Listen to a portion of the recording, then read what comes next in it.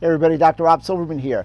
I am in New York, I am in Westchester County, and I am sitting outside. You can actually go outside. If you listen closely, you can actually hear the cars going back and forth. And once those cars go, there's actually my next door neighbor. They're playing outside with their children. You can hear them. Young girl, she's on a swing. So we are able to go outside. There are things that we're able to do. I happen to be on my deck. And on my deck, you can see that I can do any kind of exercise. Tomorrow, just so you know, I'm going to bring you downstairs into my gym and do a couple of exercises that you can do at home if you're at a stay-at-home, or because the gyms are closed, understandably, and I want to show you how to navigate around your household space and exercise and equipment so you're able to optimize the workout. So tomorrow, we're actually going to talk about the workout. So I know a good friend of mine's watching right now, so he just texted me before I got on, Mike Powell, Dr. Mike Powell. So I'm giving you a shout out before you talk to me. Beat you to it, buddy. So where are we today? Beautiful day.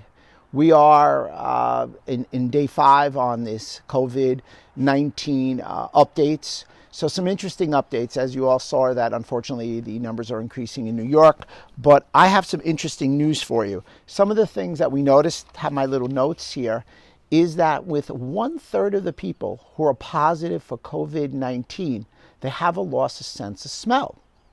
And you know, it was really funny. I was talking with my wife and I said, they have a loss of a sense of smell. And she's like, well, that's not really surprising because, you know, when you have a respiratory issue and you have a cold and a flu-like type thing, your nose gets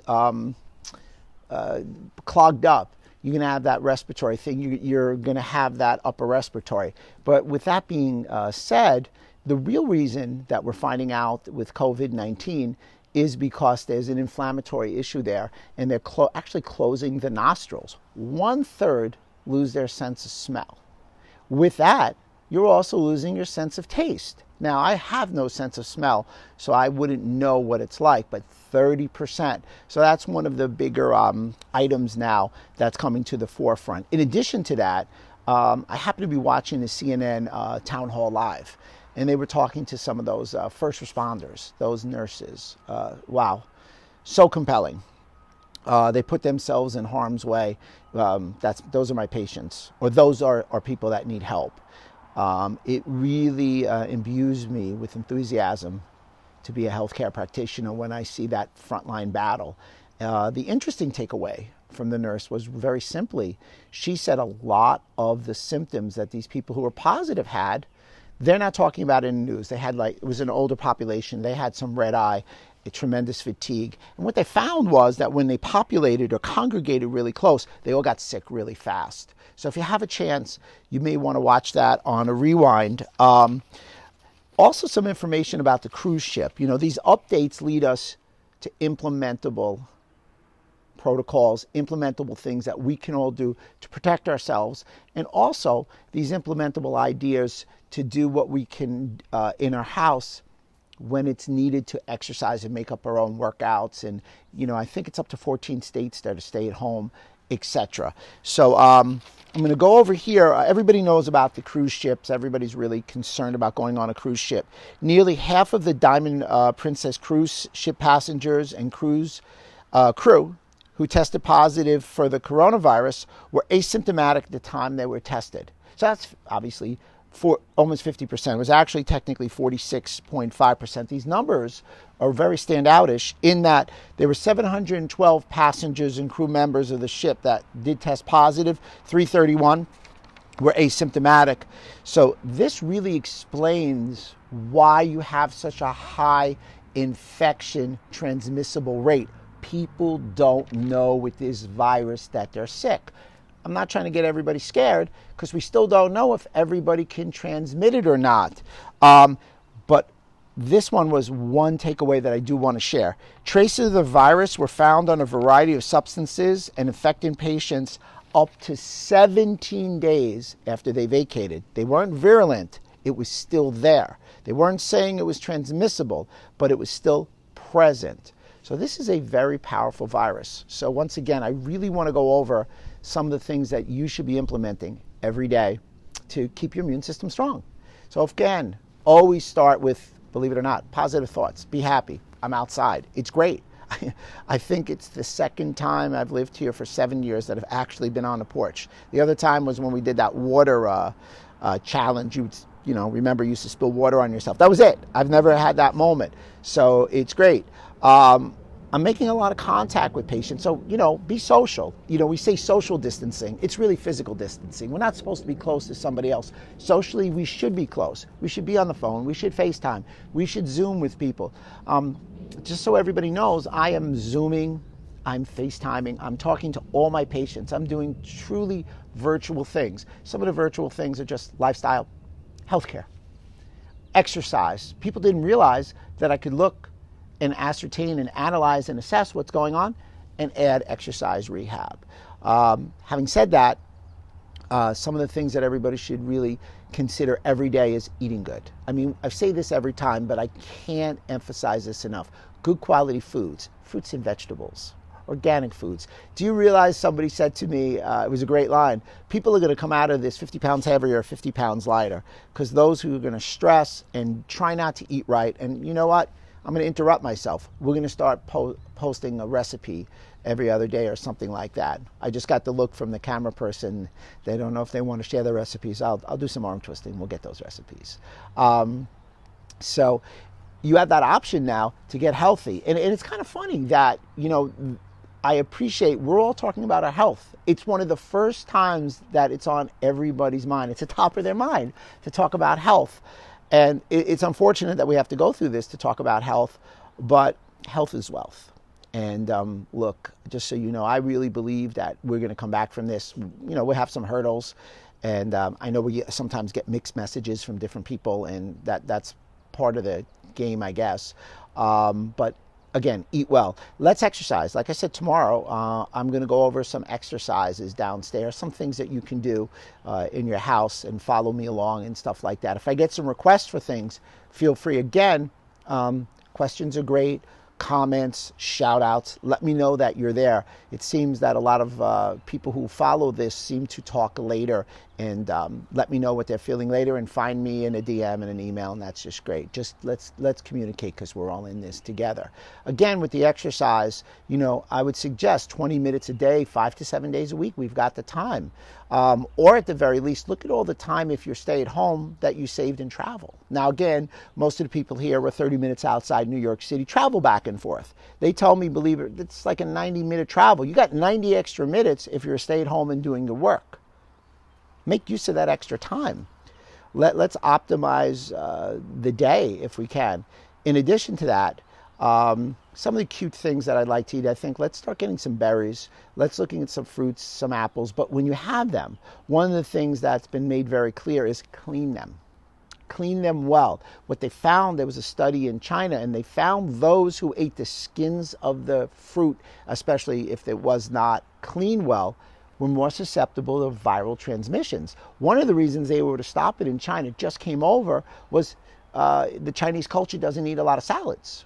So in a salad, in the green, it's hard to really clean, or a lot of places maybe don't do the job that they should cleaning.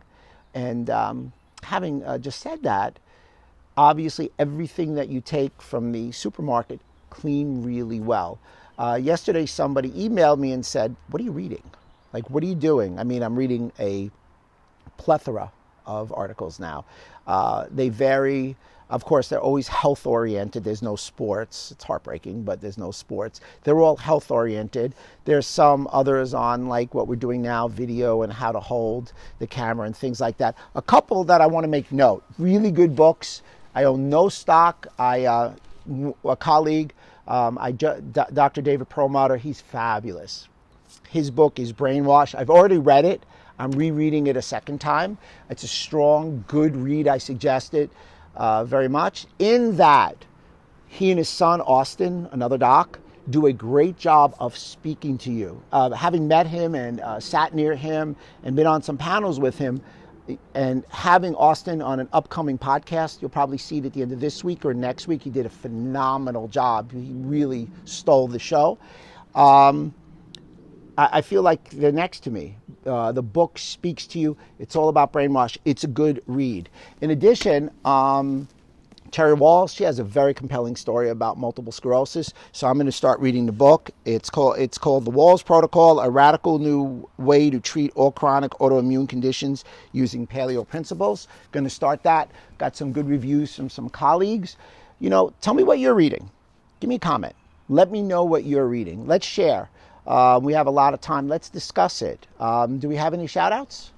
From Frank Daniels, a Rob video a day keeps the COVID away. A Rob video a day keeps the COVID away. Are you trying to tell me you want to see me exercise? Is that where we're at? You want to see me go? Tomorrow. All right, you're on. I'm going to do, it'll be me. I'm not going to get anybody else. It'll be me. I'll show you some exercises. We'll hold the deadlifts to next week because, we want to save the pierre resistance for later. Do we have any other shout outs? Everybody's really quiet today. So again, if you have any requests, if you need to contact me, use all the social platforms. In those platforms, please reach out. Let me know. Like I said, I can assess what's going on in any kind of injury. We'll send you some exercises to do. We're going all virtual nutrition. We'll have something up today, tonight probably, speaking to the idea, so you have some updates on COVID-19. And you also get to know that, we're going to be doing some complimentary conversations. So again, we'll give you 5 or 10 minutes. Let's help you out, tell you what to eat, how to cook it, whatever. For instance, a standard question was, somebody had heard me say that I don't think anybody should eat grains because they're inflammatory, and they inquired about rice. Rice happens to be a grain, but it's still a great question. And I told them right now I want everybody to keep their inflammation down. By keeping their inflammation down, grains are inflammatory. They're what we call an omega-6. And I gave it an option because I don't want to say no without giving an option. I learned that back in chiropractic school. Don't say no without giving an option and a yes. So the option was ancient grains, like a quinoa. So there's always something. So don't feel like when I speak, we're taking away something. We're substituting something. By the way, we hear some people in the background. They're walking and everything, and they're actually smiling, and all is good. I hear I got another shout out. Mike Powell, we're just happy to see you outside, and he wants to know how about milk products. Great question. I'm happy to be outside also. Now, I'm not as exciting as you, Dr. Powell, because last time I saw you on a FaceTime, because we were socially distanced, and you're out in Oregon, and you were on a golf course. Now, I happen not to golf because it's one of the most horrific sights you'll ever see, but that's a great question in reference to dairy. And no, I'm a big proponent of no dairy. Dairy is extremely inflammatory. It damages your gut. So many people are allergic to dairy. However, like I said, if I'm going to take something, I'm going to give something. So what are most people concerned about dairy? Well, let's go through the 3 things. Milk. There's a lot of great alternative milks. There's almond milk. There's coconut milk. My new fav is oat milk. Happen to like that a lot. Cheeses is the big one. Well, I have to tell you, for a while, the cheeses really didn't taste all that good. And I know that hurts everybody because they want a cheese. There are some new vegan cheeses that taste outstanding. What's the name of the vegan cheese? Well, you know what? We'll post it. We can't remember the brand, but it tastes fantastic. You can always get a cashew nut cheese. And speaking to that, yogurt, dairy, there's cashew nut yogurt, and it tastes good. So you have those options, and that's a great question. Dane, thanks for all your support in these difficult times. Is that Dr. Donahue? Dane, how are you? Haven't seen you in a while. I think it was just yesterday. Thank you for all the support. Dr. Donahue does a great job. He runs 8 Weeks to Wellness. It's funny, when all this came out, he was the first guy that I thought about because what's the biggest problem with COVID-19? Comorbidities. And that's 8 Weeks to Wellness is a lifestyle, a program. So if you need any questions, I'm sure he'll put his contact and you can reach out to him. And we just co-authored a little what is COVID-19 and what to do about it, and it's on his website and it'll be on mine, like I said, tonight. We good? Mike Powell, vitamin D3 levels and viruses. Vitamin D3 levels in viruses. Great question. So let's talk about a couple of things. I think they're walking me into discussing this. So D3, 5,000 I use approximately minimum with K2. Now, it is antimicrobial. It's great for upper body respirations and the such. It does not contribute to the cytokine storm. Elderberry, the same way. We're getting a lot of different information. Elderberry right now shown to be really good, very healthy. I'm a big proponent of D3. It's great. It puts the brakes on the inflammatory process, and that's what we want to do. We don't want the inflammatory process to go too high. We don't want it to go too long, because if it goes too long, that's the issue. The cytokine storm is a problem because it causes too much inflammation, gets inside organs and tissues in this COVID-19, multiple organs and tissues at the same time, and that's where we have all the deleterious effects to people's health. So I'll be back tomorrow, 1 o'clock every day. Let me know what you want me to talk about. Let me know if you want me to have somebody on and we'll do a split screen. I'm here for you. Please remember, health is wealth. Dr. Rob, always yours in health.